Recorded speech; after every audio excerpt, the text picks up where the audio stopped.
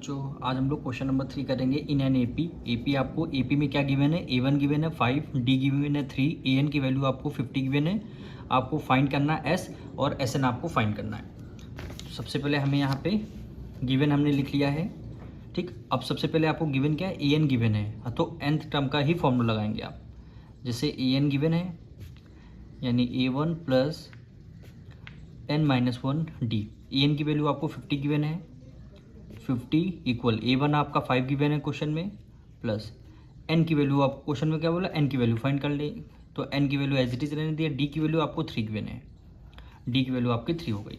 अब 50 उधर प्लस में है, इधर किस में माइनस में आ जाएगा, यानी 50 माइनस इधर 5 क्या बचेगा n-1 और ये आपका 3 बचेगा। 50 में 5 माइनस कर देंगे कितना हो गया 45, फिर क्या बचेगा n-1, ठीक। 3 उधर मल्टीप्लाई में है, इधर आ जाएगा, ये आपका डिवाइड हो जाएगा, ये आपका डिवाइड हो जाएगा। अब इसको डिवाइड करते हैं, 3 1 3, 3 1 3, 1 कैरी गया, 3 5 15, ये आपका 15 हो गया। 1 उधर माइनस में, इधर किस में आ जाएगा प्लस में आ जाएगा, इक्वल n हो गया है। 15 में 1 ऐड कर देंगे 16, यानी n की वैल्यू हमारी कितनी हो गई 16 हो गई। n की वैल्यू हमारी 16 आ चुकी है। अब क्वेश्चन में क्या बोला था, n की वैल्यू हमारी आ चुकी है, अब Sn फाइंड करना है, ठीक। सम ऑफ Sn का मतलब है sum of nth term,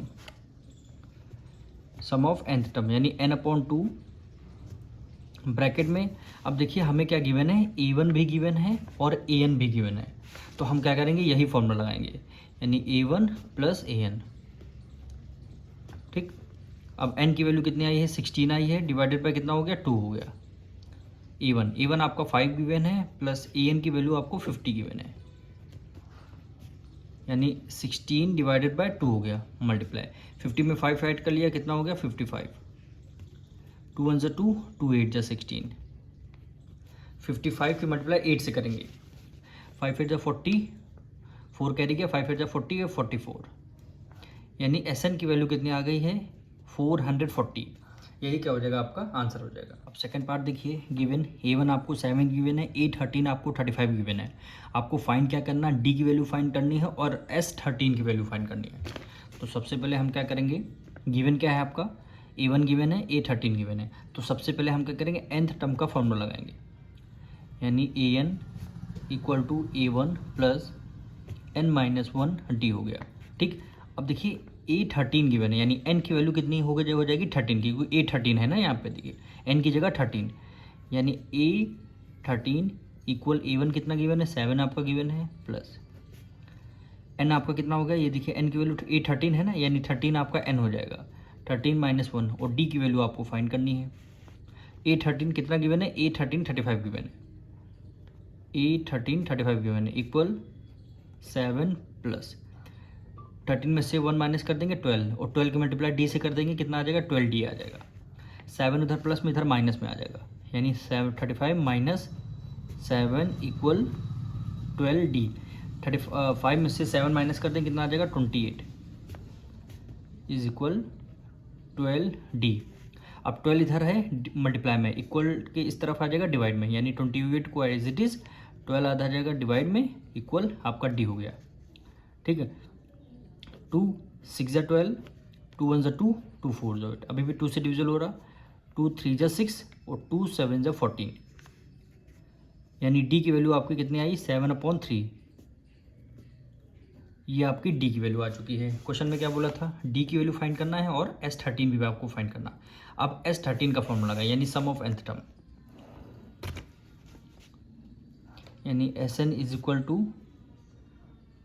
n/2 bracket में क्या हो जाएगा A1 प्लस A1 है, ठीक है। अब देखिए S13 A1 है और A13 गिवन है, A1 है और लास्ट टर्म इस क्वेश्चन में क्या है A13 है, A13 है, तो यहाँ पे An ना लिख करके हम लिखेंगे L का मतलब होता है लास्ट टर्म, ठीक।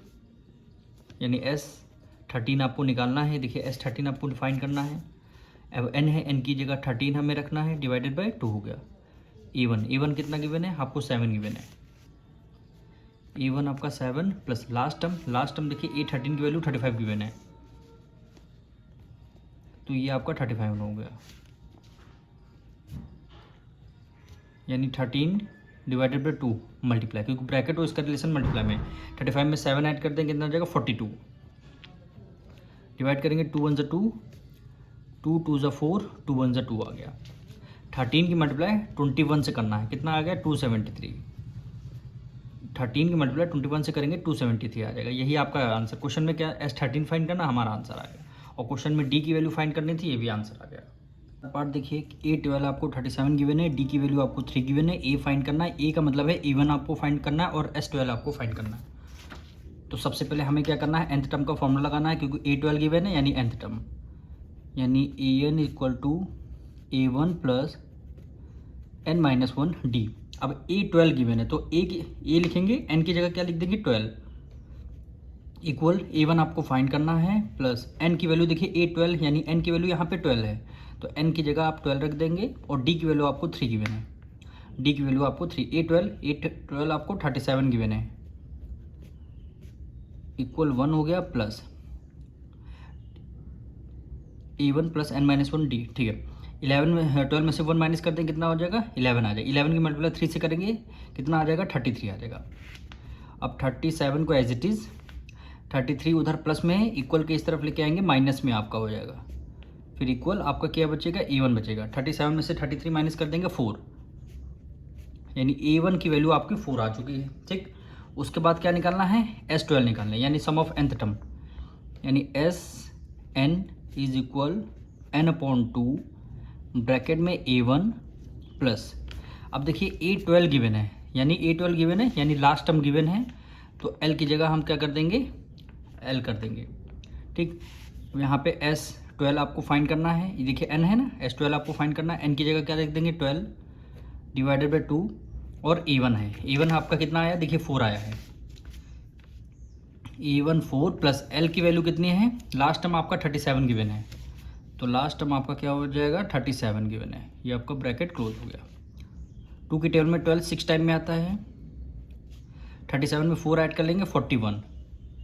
ठीक, अब 41 की मल्टीप्लाई 6 से करेंगे, 6 1 6, 6 4 24, 246। यही क्या हो जाएगा आपका आंसर हो जाएगा। क्वेश्चन नंबर 4 देखिए, A3 आपको 15 गिवन है, S10 आपको 125 गिवन है, आपको फाइंड करना D और A10 की वैल्यू आपको फाइंड करनी है। तो सबसे पहले जो गिवन है जो फाइंड करना हमने यहाँ पे राइट डाउन कर लिया। अब आपको A3 गिवन है, यानी सबसे पहले आप nth टर्म का फॉर्मूला लगाएंगे, यानी AN is equal A1 plus n-1 D हो गया। अब देखिए A को एज इट इज़ n की वैल्यू देखिए A3 है, तो यहाँ पे क्या हो जाएगा A3 इक्वल A1 आपका एज इट इज़ हो जाएगा प्लस n की वैल्यू यहाँ पे क्या हो जाएगी 3-1 और D की वैल्यू अभी आपको फाइंड करनी है, देखिए क्वेश्चन में बोल दिया। अब A3 देखिए 15 गिवन है, तो A3 की जगह 15 इक्वल A1 प्लस 3 में से 1 माइनस कर दें कितना आ जाएगा 2D आ जाएगा। 3 में से 1 माइनस कर दें कितना आ जाएगा 2D आ जाएगा। अब आपको करना क्या है 2D इधर प्लस में इक्वल के इस तरफ आ जाएगा, माइनस में आ जाएगा, यानी 15 को एज इट इज़ हम लोग लिख लेंगे। 2D देखिए प्लस में है, इक्वल के इस तरफ आ जाएगा, माइनस में आ जाएगा 2D, और A1 एज इट इज़ हो जाएगा। ये आपकी क्या आ जाएगी फर्स्ट इक्वेशन हम आपके आ चुकी, यानी A1 की वैल्यू कितनी है 15 माइनस 2D। ठीक, और देखिए फिर क्या S10 आपको गिवन है, कितना गिवन है S10 आपको गिवन है।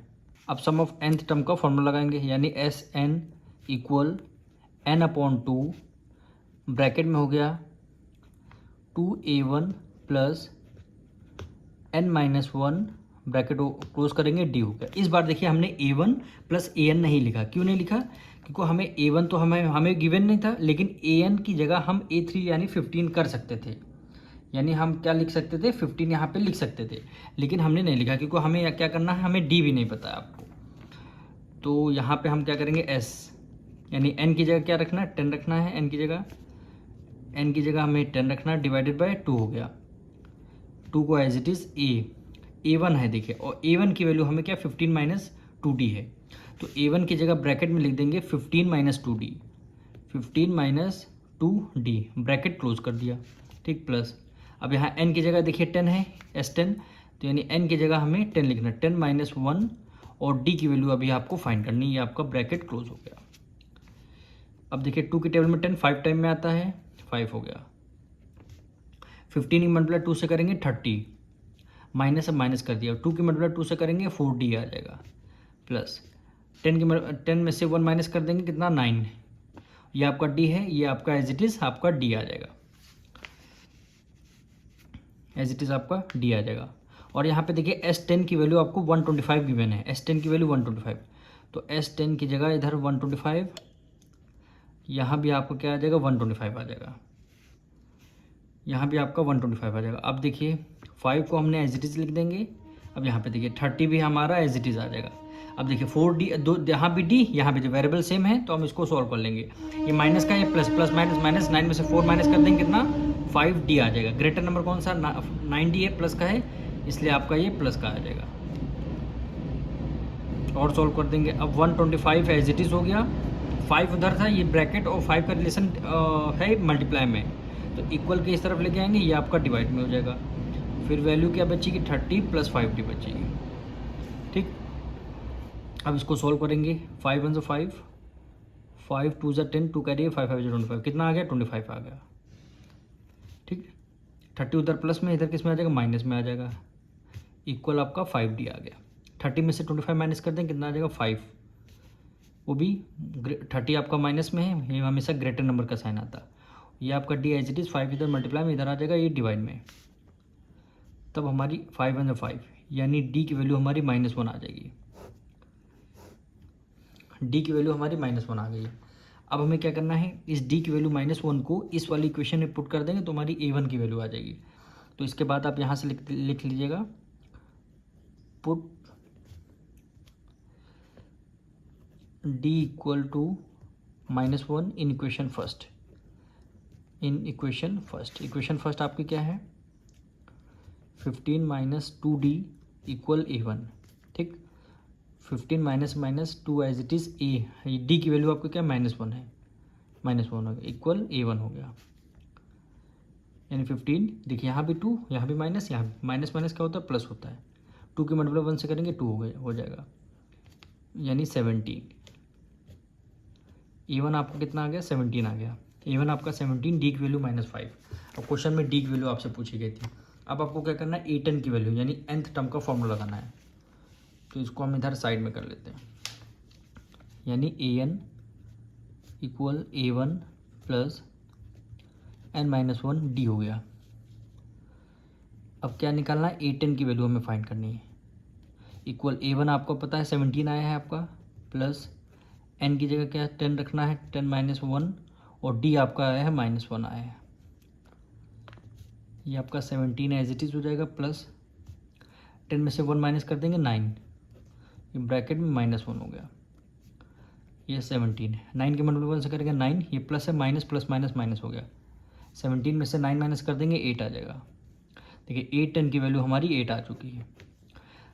A10 पूछा गया था क्वेश्चन में, और हमारी डी की वैल्यू -1 आ चुकी है, यही आपका आंसर हो जाएगा।